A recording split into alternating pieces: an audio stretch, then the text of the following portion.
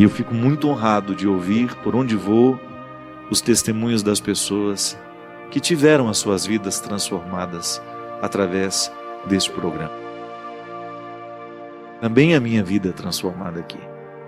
Também eu inicio esse projeto, ou melhor, dou continuidade a esse projeto de ser livre, de quebrar todas as cadeias que possam me limitar como ser humano.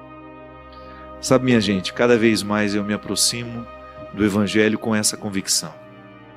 É uma oportunidade feliz que nós temos de quebrar as cadeias que nos cercam. O Evangelho vai criando liberdade interior. Porque nós aprendemos na antropologia teológica que Deus faz a todos nós livres, como um dom. Da mesma maneira como eu posso falar que a semente condensa todas as possibilidades da árvore. Então a semente tem o dom de ser árvore. A semente tem o dom de ser árvore. Ela não precisou fazer nada para receber aquele dom. Todas as possibilidades da árvore estão condensadas na semente. Mas ela terá que passar pelo processo da tarefa. Isto é, vai ter que cair num solo propício, vai ter que receber a chuva, vai ter que permitir morrer para nascer árvore. Essa é a tarefa da semente. E que nós muitas vezes ajudamos a cuidar. Se você quiser uma árvore na sua casa, você planta desde pequenininha e você vai trabalhando aquela semente que foi plantada para que ela venha a ser a árvore que ela pode ser. A liberdade é a mesma coisa. Eu falo muito isso no livro Quem Me Roubou de Mim. A liberdade enquanto um dom. Todos nós somos dotados deste dom. Eu nasci para ser livre. A liberdade me foi concedida como um dom irrenunciável. É irrenunciável, não tenho como dizer eu não quero esse dom. Está em mim. Agora, eu terei de lutar no meu dia a dia para alcançar esse estado de livre. De homem livre. Você de homem livre, de mulher livre. Porque nós vamos ficando amarrados em muitas coisas. São muitas as situações humanas que vão prejudicando a nossa liberdade. A começar pela nossa educação. Porque quando nós nascemos, nós somos entregues a uma família. E as famílias não são perfeitas. Os nossos pais não estudaram psicologia para poder nos educar. Eles erraram muito conosco. Às vezes nós somos vítimas da falta de conhecimento dos nossos pais. A gente não reclama não, a gente só chega à conclusão para a gente poder dar passos numa maturidade que depois nos permita corrigir o erro com os nossos filhos.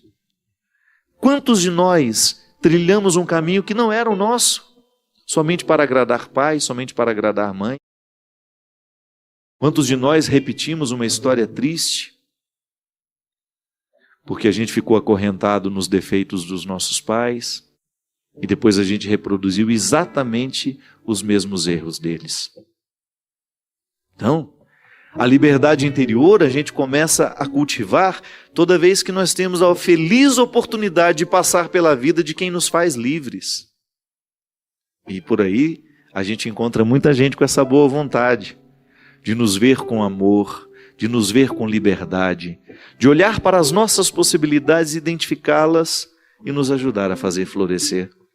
São os verdadeiros amores, né? Os verdadeiros amigos, os verdadeiros vínculos. Eu sempre gosto de salientar isso para mim e para os outros. O bom amigo, o bom amor, porque o amigo é um amor, é uma espécie, tenho até medo de ficar, de não ser bem compreendido. O amor entre amigos é o último estágio do amor na minha compreensão. Eu compreendo aquele evangelho que Jesus é colocado diante de umas questões que aqueles que estavam ao redor fizeram. Jesus, a mulher é casada com esse, depois que ele morre, ela casa com o irmão dele. Quando esse povo morrer todo, de quem que ela vai ser esposa? E Jesus diz que isso não é importante mais. Eu acredito que no último estágio do amor é a fraternidade. Pai e mãe experimentam isso com o passar do tempo, quando a mãe deixa de ser de exercer o papel de mãe na vida do filho, quando ele não precisa mais daqueles cuidados que ele precisava antes, a relação vai modificando, vai virando amizade. Até o casamento é assim. Com o tempo isso vira uma amizade bonita. Todos aqueles calores da sexualidade já estão acomodados, né? Tomara que dure bastante no seu casamento, né? Mas você pode ter certeza que o que vai segurar a relação ao final é essa fraternidade que se estabelece. O amor um pelo outro, o respeito, a admiração. Então, toda vez que passa pela nossa vida um amor fraterno, verdadeiro, sem os interesses da sexualidade, toda vez que você é olhado de maneira fraterna por alguém, ele extrai o que você tem de melhor e você fica mais livre. Tão bom a gente ser olhado com esse olhar que liberta a liberdade interior que a gente tem. Pessoas que nos fazem livres, porque tem algumas que são especialistas em nos aprisionar, não é? Basta olhar para a gente. Tem tanta expectativa no olhar dela que a gente não suporta o peso do olhar. Há algumas pessoas que às vezes dizem: você não gosta de mim? Você escuta muito isso, né? Não é que a gente não gosta, não. É que o outro nos olha com tanto peso que a gente não tem muito prazer de ficar perto. A gente precisa se educar para que a gente seja um promotor de liberdade interior do outro e naturalmente a gente promova essa liberdade em nós também. Porque é muito triste ser amarrado nas suas necessidades, nas suas mazelas. Jesus despertava todo mundo para viver essa liberdade. Jesus era especialista em quebrar o poder das cadeias que impediam aquelas pessoas de serem elas. E é por isso que o Evangelho, ele será sempre uma maneira muito interessante de fazer a tarefa de casa. De colocar essa semente para crescer. Porque é seu interesse ser livre. Quanto mais livre você for, maior será a sua capacidade de amar, maior será a sua capacidade de ser mãe, sem ser vítima dos seus interesses, de você olhar o seu filho como alguém totalmente diferente de você. Porque às vezes, porque não somos livres, nós queremos que os nossos filhos sejam exatamente aquilo que a gente gostaria que eles fossem. Isso não é amor, não, isso é projeção. Tem outro nome, é projeção. Mas somente depois que nós alcançamos a liberdade interior é que a gente é capaz de dar nome aos bois. É verdade, eu estou sendo injusto com ele. Eu não estou permitindo que ele viva a vida dele, porque na verdade eu gostaria que ele vivesse por mim aquilo que eu não consegui viver. Minha gente, nós não podemos perder tempo em ficar amarrados. Nós não podemos perder tempo em ficar amarrados nos nossos erros, nas nossas mazelas, ou naquilo que a gente já conseguiu alcançar de nós. E às vezes a gente fica acomodado, né? Não tem qualidade de vida. Toda vez que eu fico limitado àquilo que eu já alcancei de mim, a minha vida vai perdendo a graça. O bom é eu sentir que eu estou cavando dia a dia, é que eu estou fertilizando dia a dia a semente do meu ser, para que eu venha florescer e trazer todas as minhas possibilidades. Você sabe que uma coisa que me fez muito bem, eu terminei o ano um lixo, né? Um lixo humano. E eu, à medida que eu fui descansando, e eu levei muito a sério o meu descanso nessas férias, eu não aceitei nem meio compromisso. Eu vivi um tempo para me recompor, porque eu sabia que eu precisava disso. E uma coisa que eu senti, fruto do meu descanso, foi justamente o meu desejo de florescer como pessoa, que estava desgastado. Sabe, vontade de ler, vontade de estudar, vontade de pesquisar, vontade de me dedicar um pouco mais àquilo que estava tão esquecido em mim. É tão bom quando você aguça o seu desejo de crescer. Quando você se depara com as suas reais possibilidades. Fruto do Evangelho em nós. É um fruto do Evangelho provocando-nos a liberdade. Porque até o nosso querer, ele precisa ser libertado.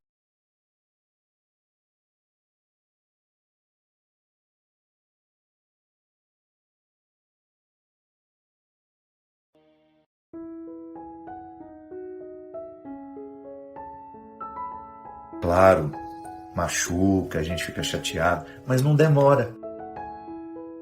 Você não deixa demorar dentro de você. Quando eu digo entra pelo ouvido, sai pelo outro, é porque não vai demorar. Eu não estou minimizando o efeito desagradável que as pessoas provocam em nós quando nos ofendem. Eu só estou dizendo que quando nós sabemos que aquilo não tem uma conexão com a nossa verdade, nós deixamos passar. A gente não retroalimenta. Porque o que é que nos machuca tanto no comportamento? E muitas vezes nós adotamos comportamentos altamente destrutivos por isso. Eu escuto, reescuto, escuto, reescuto e fico naquele ciclo. Entendeu? Aí eu fico fazendo aquele ciclo vicioso. Então a pessoa escreve uma coisa muito desagradável para mim nos comentários. Se eu sei que aquilo está me ofendendo, eu presto atenção. Por que está me ofendendo? Tem algum alinhavo com a minha verdade? Tem? Então tá bom. Deixa eu prestar atenção nisso que a pessoa está dizendo. Quem sabe essa ofensa poderá até me ajudar a identificar no meu comportamento e fazer uma modificação, alterar positivamente algo que em mim pode ficar melhor, por causa de críticas que nos chegam de fora. Gente, quando nós queremos crescer, até a crítica de quem não nos ama nos ajuda. Escreva isso no seu coração, no seu entendimento. Quando você quiser crescer, até a crítica de quem não lhe ama vai lhe ajudar a crescer.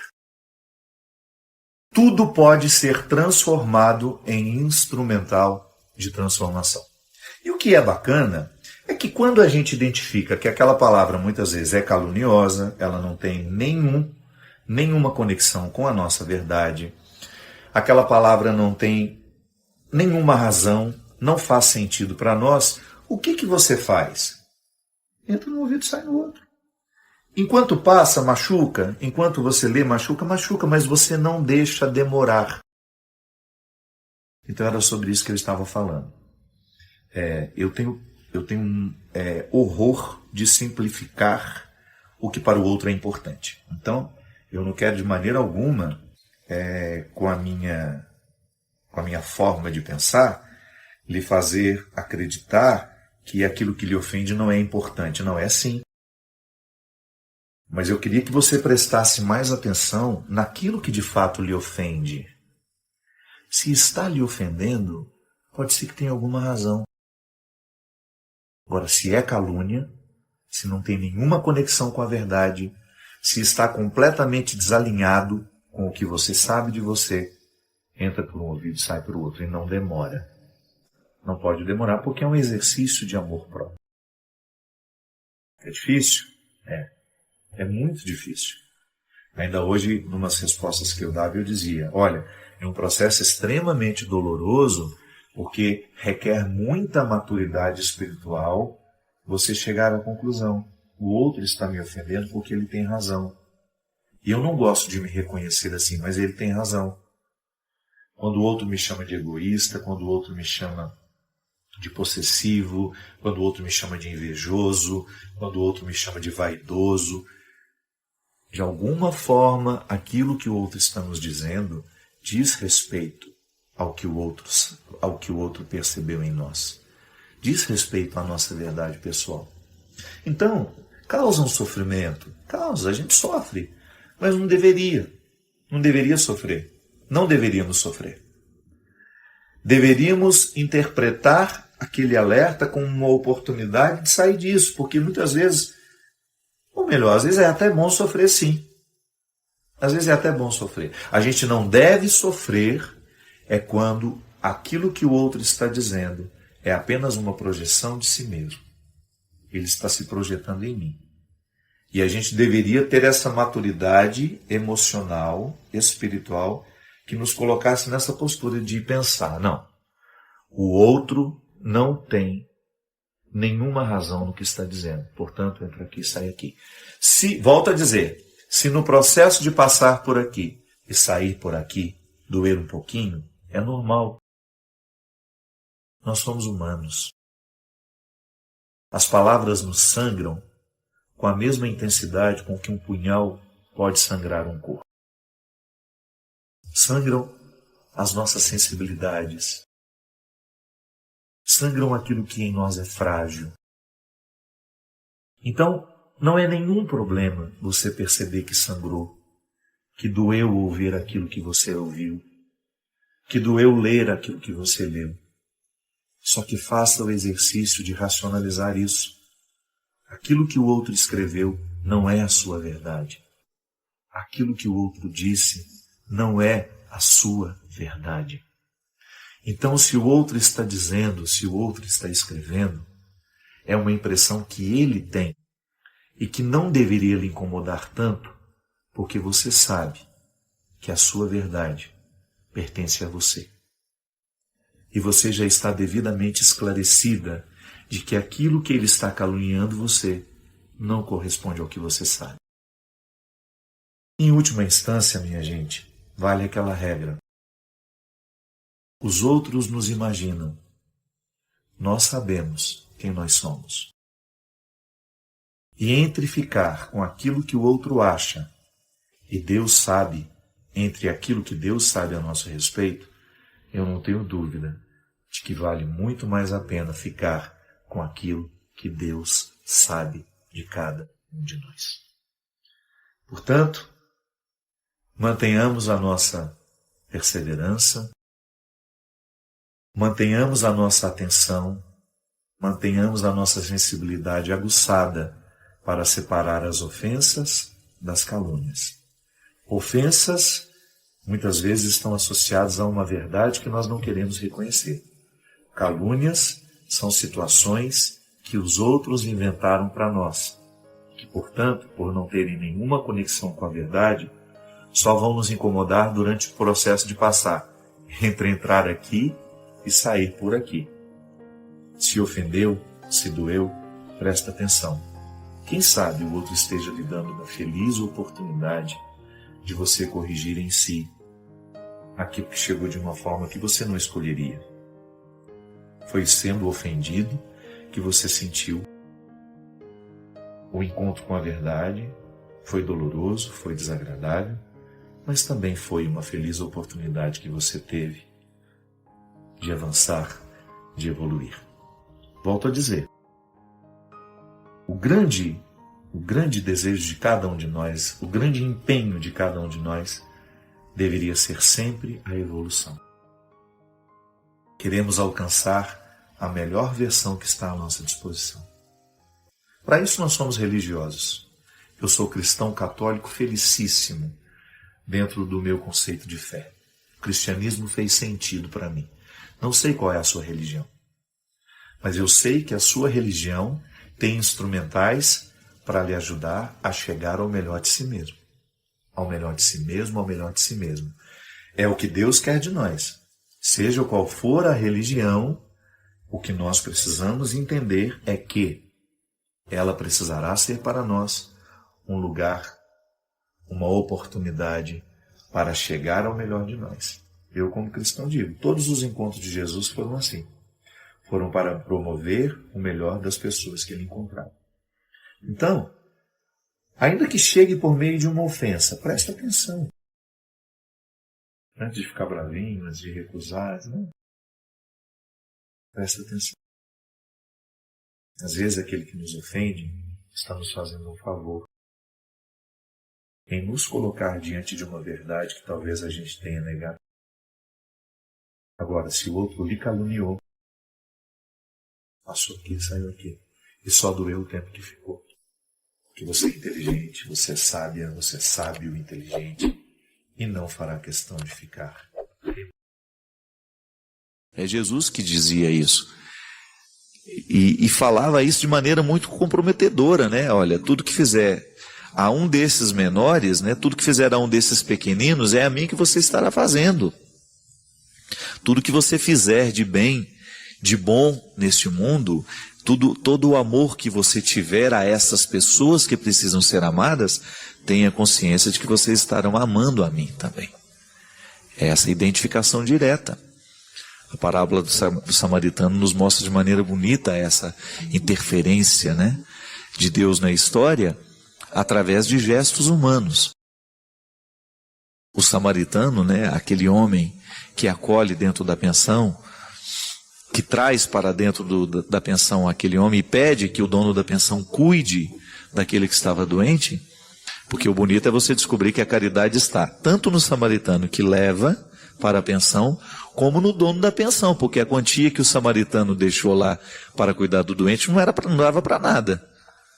Então, ele teve o gesto de solidariedade de retirar o doente da rua e colocar dentro da pensão, mas a verdadeira caridade quem fez foi o dono da pensão.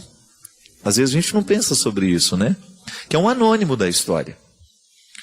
Eu descobri isso através de um professor que estava dando uma palestra e contou que a quantia que fala, agora eu não me recordo quantos denários, né? A quantia que o samaritano deixou para que fosse usada, né? Não era nada perto do que aquele doente precisava. Então é interessante isso, que o dono da pensão é o homem da misericórdia, é o anônimo da história. E é muito bonito, muito interessante, minha gente, nós descobrimos que a nossa fé em Deus, ela passa o tempo todo pelo amor que a gente tem à humanidade. Paixão por Deus, paixão pela humanidade. Amor a Deus, amor à humanidade. Nós não temos como fugir desse desdobramento social do Evangelho. Nós não temos como viver uma religião só espiritualizada. Não faz bem. A minha espiritualidade precisa ser fecunda. Nós precisamos ser homens e mulheres de mística. Isso é inevitável. Nós precisamos ser homens e mulheres de oração. Nós precisamos ser homens e mulheres sacramentados nesta dimensão o tempo todo. Nós não podemos nos desprender dos motivos místicos da nossa ação. Mas nós também não podemos nos esquecer que esta ação é importante. A ação sem a oração vira sociologia, né? Mas a oração sem a ação vira alienação. E a igreja nos ensina que nenhum dos dois caminhos solitários é saudável. É preciso, tem gente, viver esta bonita junção. Durante muito tempo na igreja nós tivemos erros, né? A teologia da libertação, em muitos, não digo ela toda, mas em muitos segmentos errou terrivelmente. Em muitos lugares ela errou terrivelmente, porque resumiu a ação evangélica a uma ação social, esqueceu da dimensão mística. Por outro lado, a renovação carismática, em muitos lugares, em muitos segmentos, também esqueceu a dimensão social, só se transformou em espiritualidade. Mas e a ação social? E o amor ao próximo? A gente reza, mas sai ali e maltrata a pessoa que está de fora. Como é que a gente pode compreender que Deus aconteceu na nossa vida, se eu ainda não sou capaz de tratar bem o menor dos meus irmãos? Não é verdade? Então nós precisamos ter esse cuidado. Em outros lugares, volto à teologia da libertação, em muitos lugares nós tínhamos uma bonita ação social, homens e mulheres politizados em nome do Evangelho, mas sem nenhum amor a Jesus. Então não é isso que a igreja quer. A igreja precisa desse equilíbrio. E eu acho interessante, sabe, quando a gente vai percebendo que o próprio tempo se encarrega em ajustar essas coisas, né? Eu fico vendo em tantos lugares a renovação carismática descobriu esse desequilíbrio e criou instituições, criou obras assistenciais maravilhosas. Fez um trabalho. Então é interessante. É interessante a gente buscar compreender que esse amor a Deus é também amor à humanidade. E que eu não posso me desequilibrar. O céu é para aquele que se equilibra. Isso é interessante. Isso é uma questão de maturidade, né? À medida em que nós vamos vivendo, nós vamos descobrindo os nossos desequilíbrios. Eu olho para o passado, por exemplo, e eu vejo quantas vezes a minha religião foi apenas espiritualidade. Durante quanto tempo eu fui insensível às questões sociais? Muitas vezes. Hoje eu sinto, graças a Deus, eu sinto meu coração muito mais movido para buscar esse equilíbrio. É preciso ser um homem de oração, mas é preciso também ser um homem de ação. Aí nós vamos fazendo as parcerias que a gente pode, né? A gente sabe que lá tem uma obra social maravilhosa, que está fazendo um trabalho social, mas que também está buscando mística. Aí nós vamos lá e estabelecemos parceria. Esse é o trabalho voluntário que todos nós precisaríamos ter, gente. É impressionante o quanto que um trabalho voluntário ocupa a cabeça da gente, a ponto de nos fazer esquecer dos próprios problemas que a gente tem. E quando a gente esquece o problema que a gente tem, parece que ele se resolve, né? É Deus agindo na nossa vida. Eu particularmente acho, minha gente, que faz falta para nós, muitas vezes, ocupar a nossa cabeça com alguma coisa. São tantas as obras pelas nossas cidades, iniciativas particulares, que precisam de ações voluntárias. O trabalho voluntário é de uma beleza impressionante, porque faz um bem danado a quem recebe, mas faz também a quem realiza. É você tirar um tempo da sua vida, do seu dia, de repente 2, 3 dias a semana. Eu tenho minha amiga Judite lá em Taubaté, ela faz um trabalho bonito lá no hospital regional. Faz a visita às pessoas que estão com câncer, faz um cafezinho para essas pessoas. Às vezes tem doentes lá que não têm visitas. É a única oportunidade que tem, de repente, de conversar um pouquinho com uma pessoa diferente que está fora ali do contexto do hospital. E esse trabalho voluntário é um desdobramento social bonito do nosso amor a Jesus. Então, porque amo a Deus, eu vou buscar aqueles que estão precisando dele, né? A Fiinha, lá em Formiga, que faz um trabalho lindo também lá no Hospital São Luís, também proporcionando um café aos doentes. O François também lá de Formiga, que está sempre com a Fiinha, ajudando nessas iniciativas. Enfim, são muitas coisas pelo Brasil afora, são muitas coisas pequenininhas que a gente pode fazer e que fazem bem demais ao coração das pessoas que recebem. E aí você também vai esquecer um pouco dos seus problemas, porque cabeça que está ocupada, o diabo não tem vez, né? E às vezes, muitas vezes, o que falta na nossa vida é ocupar o nosso coração e a nossa mente também.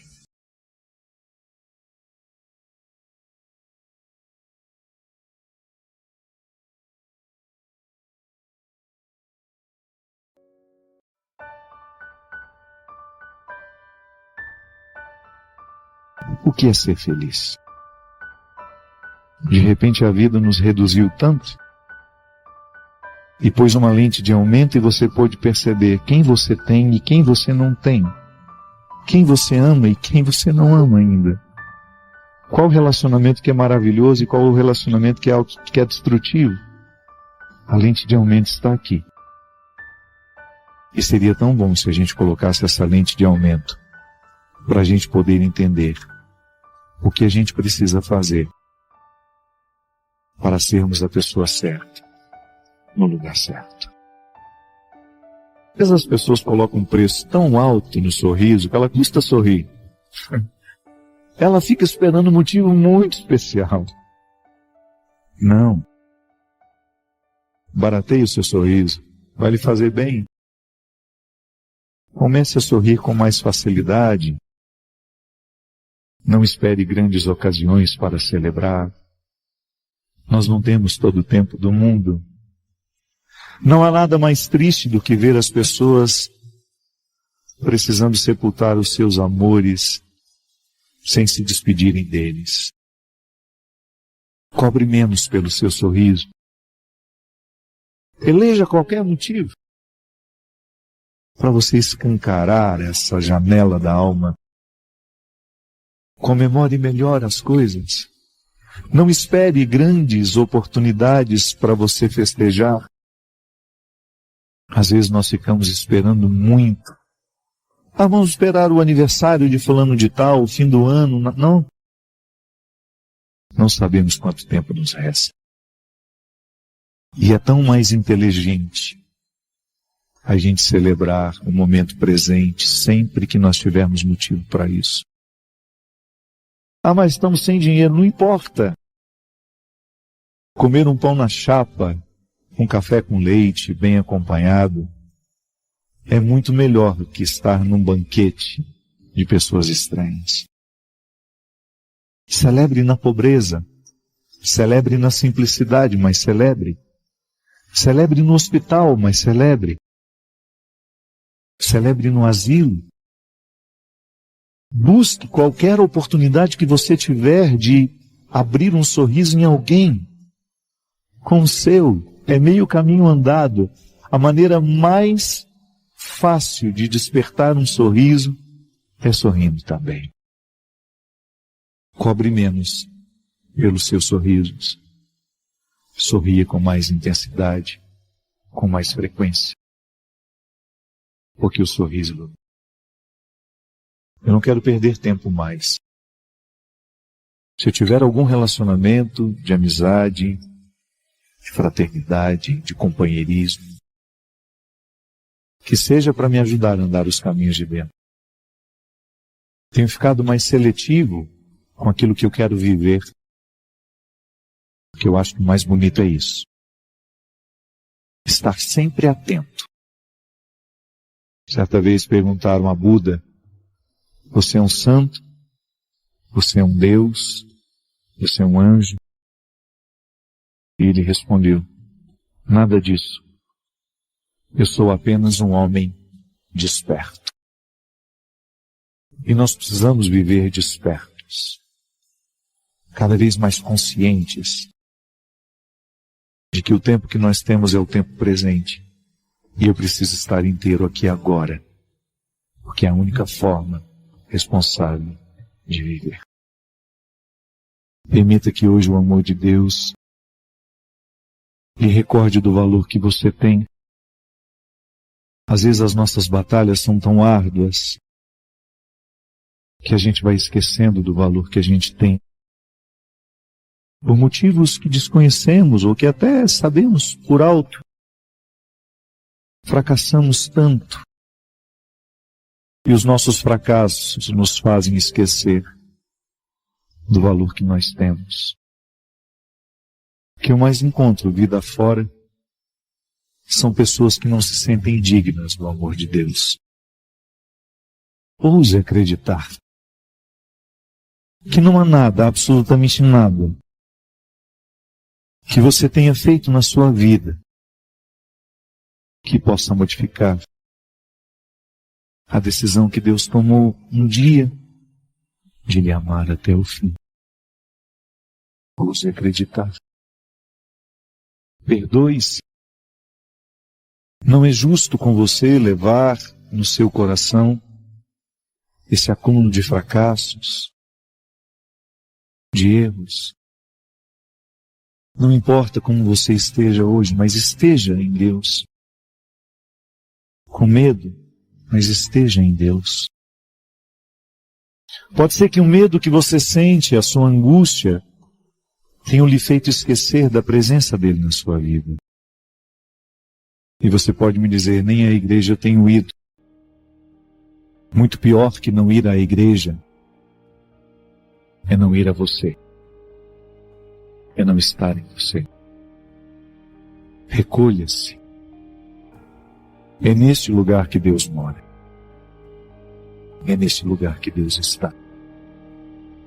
É nesse lugar que Deus permanece e não vai embora. Tome consciência da presença de Deus na sua vida. E peça que Ele expulse de você os seus medos, as suas angústias, a sua tristeza, a sua depressão. Por mais que você tenha se sentido sozinho, você não está. Quantas vezes eu não podia ser acompanhado por ninguém? É a pior solidão de se sentir. Quando a sua dor é tão grande que nada, nem ninguém pode lhe acompanhar. Não é o outro que pode lhe salvar. É aquela solidão que você experimenta, que por mais que o outro queira lhe ajudar, ele não pode. Há solidões que somente nós podemos curar. Acordando esse Deus que está dentro de nós. Ou melhor, acordando o conhecimento de que Ele está dentro de nós, porque Ele nunca dorme. Ele nunca dorme. Acorde para essa certeza que Deus está dentro de você. Que não há nada que você possa viver. Que não há absolutamente nada no seu caminho que será superior à sua força. Porque o Senhor está contigo. O Senhor é contigo. E hoje nós estamos aqui para recordá-lo. Que Deus está em você. Curando-lhe. Restaurando-lhe. E depois que você descobre que esse Deus lhe habita, você se torna capaz de ajudar tantas pessoas. Porque depois que você se acompanha da melhor companhia, você se torna a companhia mais agradável para quem passar na sua vida. Você saberá ajudar. Você saberá curar. Você saberá esclarecer. Abrir os portais das consciências para que aqueles que estão esquecidos, que Deus mora neles, possam ser recordados. Hoje, nessa noite, cante comigo, acordando todas as forças do seu ser, para você vencer as suas batalhas, para você vencer as suas pelejas, para você se encher de coragem e ir em busca daquilo que é seu, do ser que você pode ser e que tantas vezes a sua preguiça existencial não lhe deixa alcançar. Minha gente, hoje nós temos um evangelho que ele pode ser compreendido de forma superficial, que é resumir a salvação que Jesus vem fazer em crer nele. Poderia muito bem dizer isso. Eu creio em Jesus e já estou salvo. Não é? Já que a fé nos salva, já que a crença em Deus é uma garantia de salvação, e a gente poderia fazer aqui um discurso que não implicasse tanto, que não descesse tanto as escadarias do conceito de crença. E ficaríamos tranquilos, acreditando que crer em Deus é o suficiente. Mas aí a gente precisa entender que crer é um verbo dinâmico que exige de nós comprometimento. Porque eu posso muito bem resumir a fé em Deus em apenas ter uma formulação teológica cristã, teórica. Eu tenho uma teoria e eu me guio por essa teoria, e essa teoria é tudo aquilo que eu acredito ser importante, ser verdadeiro, e cada um encontra uma forma de crer em Deus. E nós que somos cristãos estamos diante de um texto que nos diz que crer em Deus é importante, é fundamental para que nós sejamos salvos. E o conceito de salvação também é muito amplo, né? Porque nós não podemos pensar somente a salvação como uma realidade que nos será entregue depois da morte. Não. Todo cristão precisa viver em constante estado de salvação. E como é que Deus nos salva? Crendo nele. Tendo nele o referencial que nos guia para encontrar o caminho que nós queremos seguir. Por isso que o conceito de crença, ele é dinâmico, ele é existencial, ele se mistura na vida. Porque crer não significa apenas professar teoricamente uma fé. Crer é você encarnar aquilo que você crê. E no caso do cristianismo, nós só podemos ser cristãos se nós encarnarmos a presença de Jesus, a pessoa de Jesus, que nós encontramos nos sacramentos, que nós encontramos na palavra, que nós encontramos na confissão, na comunhão, que nós encontramos na oração, que nós encontramos na convivência. É um lugar privilegiado da presença real de Jesus, é no outro. Ele disse isso, eu não estou inventando. No final do Evangelho de Mateus, Jesus fala sobre as condições para ser salvo. Visitar quando ele está doente, dar comida quando ele estiver com fome, ser abrigo quando ele estiver descoberto. E os discípulos perguntaram, tá, mas quando foi que nós o vimos com fome? Quando foi que nós o vimos com sede? Quando é que nós o vimos com necessidade de ser abrigado? Aí ele se coloca no lugar do outro e ele diz, toda vez que vocês negaram fazer isto a um menor dos meus irmãos, vocês estão negando a mim. Então veja bem, Jesus se identifica imediatamente, não tem mediação. Onde existir uma pessoa necessitada, seja de saúde espiritual, de saúde física, de alimento espiritual, de alimento material, de abrigo espiritual, de abrigo material, ali Jesus está presente, como está presente aqui na Eucaristia. Ah, mas nós não queremos este comprometimento, isso é demais para nós.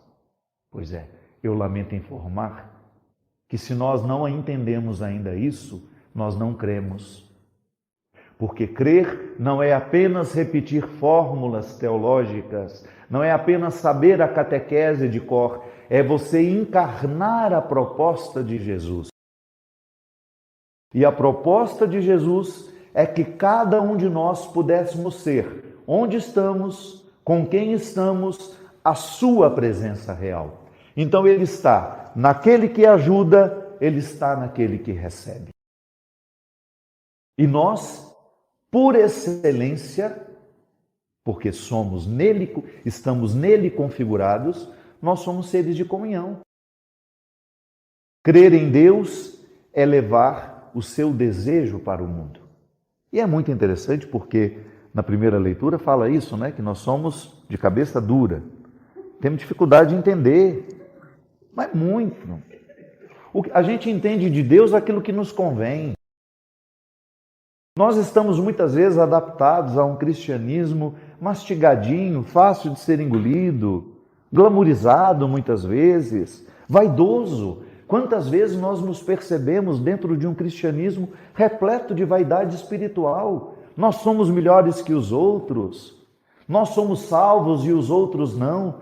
Quantas vezes você encontra crente, não estou dizendo evangélico não, viu? Porque quando eu cresci, onde eu cresci, toda vez que falava crente, era o povo evangélico. Não, crente é todo aquele que crê. Então, quando você encontra um crente vaidoso, que se sente melhor que os outros, que se sente mais especial que os outros, esqueceu, perdeu tudo do cristianismo. Já se perdeu do cristianismo há muito tempo. E a crença não está movendo o coração para o lugar em que ele precisa, para onde ele precisa ser movido. Não. Nós não podemos simplificar o cristianismo e transformá-lo numa teoria que não transforma a nossa vida. Precisa transformar a nossa vida. Precisa transformar o nosso coração.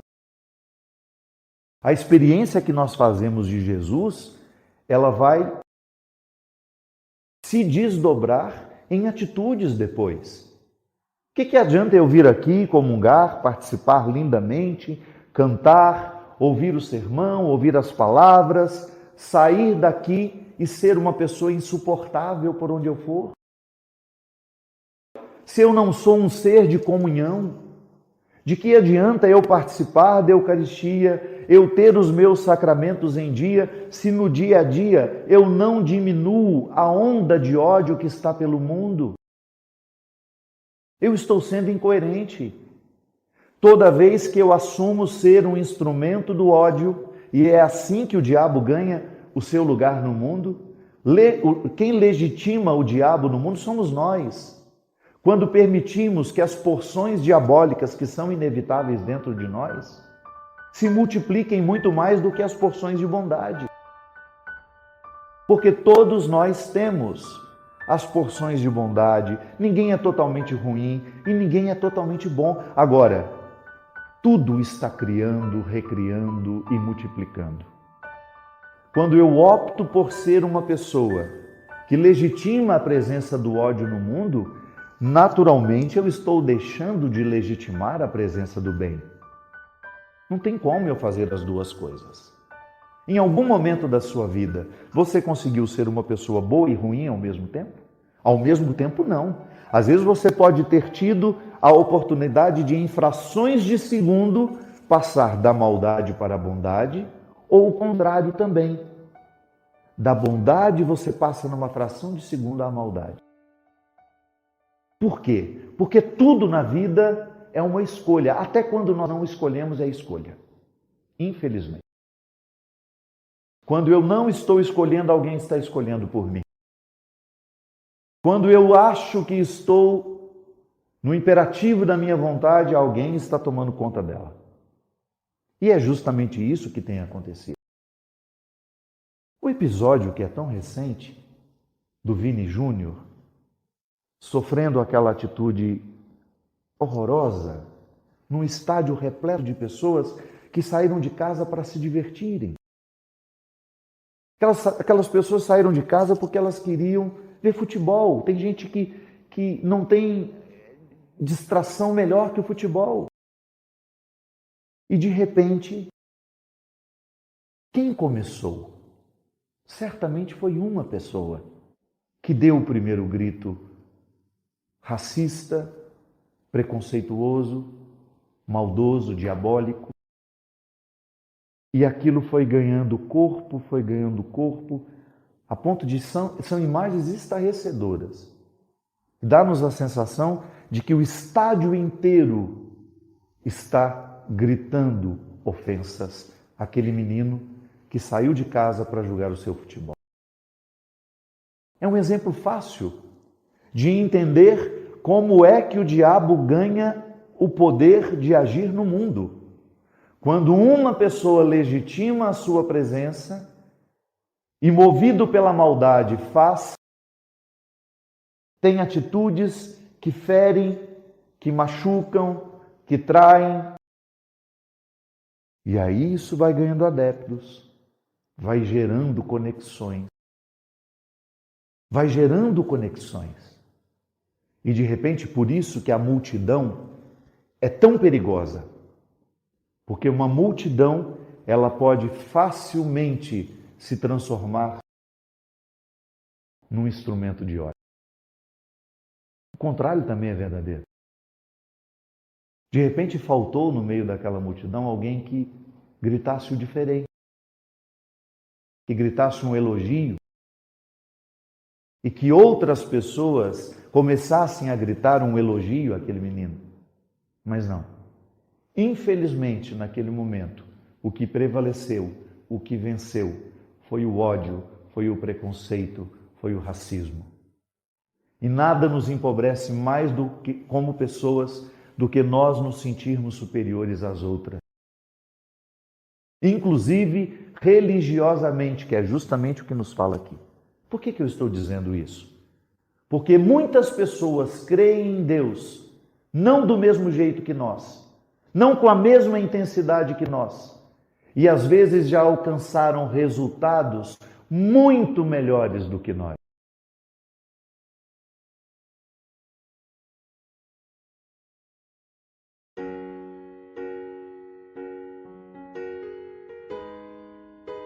Se tem alguma coisa me preocupando, a primeira coisa, o que eu posso fazer para diminuir essa preocupação? Existe alguma coisa de concreto que eu possa fazer? Então, tá. Você tem uma dor, uma traição. Você já foi lá no traidor devolver o lixo dele? Será que você tem alguma coisa engasgada? Qualquer coisa que você precisa resolver dentro do seu coração, jogar fora, através de palavras, um choro, sei lá, alguma atitude sua que possa diminuir essa sensação de desconforto? A gente precisa fazer. É a mesma coisa a preocupação. Quando algo me preocupa e eu descubro naquela preocupação o que eu posso fazer para diminuir o efeito dessa preocupação na minha vida e faço, então eu começo a resolver abrir as portas para que esse passado comece a passar. Não é?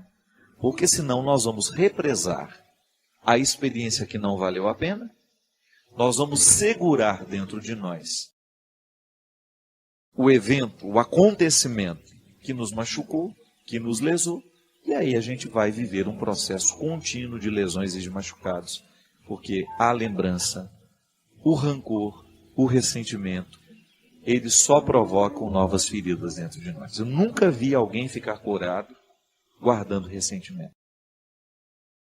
O que é o ressentimento? Ressentir é sentir várias vezes. É como se você pegasse uma gilete e ficasse passando ela em cima do mesmo lugar da pele. Nunca vai cicatrizar. E o corte vai ficando pior. Porque você vai lesando a pele, vai lesando, vai lesando, vai lesando, vai lesando. Você vai perdendo a oportunidade de viver a cicatrização. Não é assim? Você já observou que quando começa a cicatrizar, dá uma coceirinha? Não é assim? A cicatrização provoca uma sensação de coceira, né? Dentro de nós é a mesma coisa. Pode observar, existem muitas situações afetivas que às vezes nós estamos começando a nos recuperar dela. Aí você tem aquela sensação, de vez em quando, de querer retomar, são as coceirinhas da cura. Segura isso daí. Consiga manter sob controle os seus olhos. Consiga manter sob controle os seus ressentimentos. Consiga manter sob controle as suas carências. E aí você começa a viver o processo da libertação das consequências negativas que aquele fato lhe provocou. É a vida. Todo mundo é machucado. Eu não tenho como criar uma redoma para mim, você não tem como criar uma para você. Então, de vez em quando, as pessoas vão nos ferir com as palavras, as pessoas vão nos ferir com as atitudes. Agora, você não pode permitir que a palavra que fere e a atitude que fere venha provocar ferimentos no seu ser e venham demorar demais, ficar dentro de você, se estender mais que o tempo que ela deveria ficar.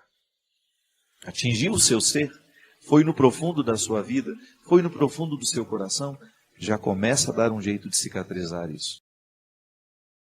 Porque a partir do momento que você tem uma ferida no ser, você corre o risco de infeccionar tudo. Nos afetos, isso funciona desse jeito, né? De vez em quando alguma coisa vem, machuca o nosso coração, a gente perde a disposição para tudo. Perde disposição para estudos, perde a disposição para o trabalho. Por quê? Aquilo tem um impacto, ele afeta a gente. Agora, o tempo que vai durar aquilo que lhe afeta precisa ser administrado por você. Afinal, é o seu ser que está em jogo, né? E de repente você começa a fazer tudo errado porque o ser está machucado. Então há sempre uma feridinha aí no ser que precisa ser cuidado. Minha gente, esse é um exercício de todo dia, tá vendo? Viver a experiência de ser com Jesus é a gente viver o tempo todo, administrar dentro de nós essas curas que nós precisamos viver para que a gente fique parecido com Jesus. Eu quero ser parecido com Ele. Mas para ser parecido com Ele, eu preciso curar no meu ser muitas coisas que estão erradas. Eu preciso, de vez em quando, visitar os meus passados, né? O meu passado, para compreender o presente. Por que às vezes eu sou arrogante? Será que em algum momento da minha vida eu fui humilhado demais? E porque fui humilhado demais, tenho dificuldade de administrar os momentos em que alguém me contesta? Ninguém é por acaso. A cura do ser acontece quando a gente reza, quando eu peço a Deus que venha curar o meu coração, que venha curar a minha mente. Essas são expressões que nós usamos o tempo todo. Mas Deus muitas vezes cura o nosso coração, cura a nossa mente através da nossa reflexão. Quando você começa a colocar em ordem os seus sentimentos desordenados, quando você começa a retomar a harmonia que às vezes a vida e os acontecimentos retiram. E é isso que eu desejo para você. Que no hoje da sua vida, da sua história, você esteja empenhado em curar as feridas do seu ser. Se te machucaram, se te magoaram, se te feriram, não leve isso com você. Só leve como ensinamento para você não fazer com o outro. Mas não permita que isso vire amargura. A tristeza, para ser criativa, ela tem que exercer dentro de nós o movimento da superação. Então, porque eu estou triste, porque eu estou magoado, chateado, eu observo aquele momento, eu vivo aquele momento como um propósito de superar. Porque se eu não superar, eu corro risco de transformar nisso em amargura. E amargura não faz bem ao coração. Coração amargurado não consegue perceber a vida. Coração amargurado fica focado nas mesmas coisas. Quando a gente foca nas mesmas coisas, quando a gente não amplia o nosso olhar, a gente corre o risco de infelicitar a nossa experiência de vida. Eu desejo do fundo do meu coração que hoje o seu ser possa ser fortalecido. Padre Fábio, sofro muito, a minha dor está conseguindo me desanimar. Sobretudo porque minha vida está uma grande escuridão, em todos os sentidos. A minha vida financeira, familiar, pessoal e principalmente sentimental. Nada tem dado certo. Eu tenho tentado andar, mas há mais de 2 anos que isso se repete e repete. E eu já não tenho mais forças, eu me sinto triste, inferior. Não consigo evitar. Preciso de uma palavra de luz, preciso de direção.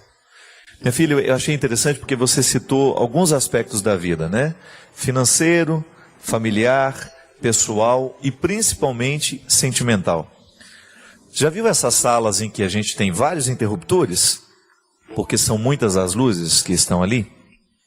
Sobretudo quando você tem um ambiente grande, né? Você tem vários focos de iluminação.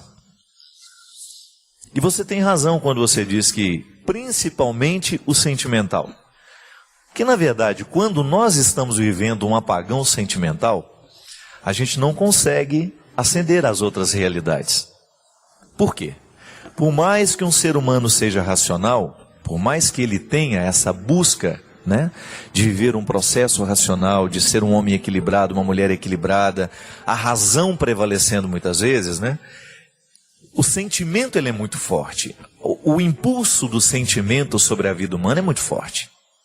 É claro que existem pessoas mais duras. Mesmo assim eu duvido muito, né? Porque em última instância eu acredito que o impulso que nós temos mais determinante nas nossas escolhas é o nosso sentimento. A gama de todas as nossas emoções, né? E se este interruptor não está funcionando, a gente tem uma dificuldade muito grande de olhar para as outras realidades. Pode observar.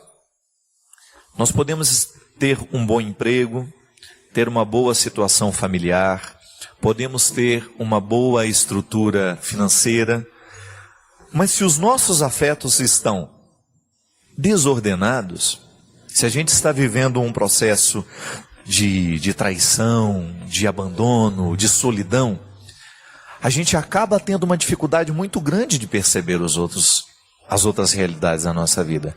A gente acaba prejudicando também a relação de trabalho. Outro dia a gente estava até conversando isso, eu com um amigo meu, estava falando para ele, olha, cuidado para que os seus afetos, a sua vida sentimental, amorosa, afetiva, não venha prejudicar o restante da sua vida, porque quando você começa a eleger a sua vida sentimental como mais importante de tudo, você começa sendo ingrato com o seu processo nas outras instâncias. Então, o grande risco, quando nós damos a atenção demais àquele interruptor dos afetos, é que a gente pode perder a referência do que é certo, do que é errado, do que é bom e do que é ruim, no que diz respeito às outras realidades. Volto a dizer, é bem provável que os nossos afetos, os nossos sentimentos, queiram prevalecer sobre tudo.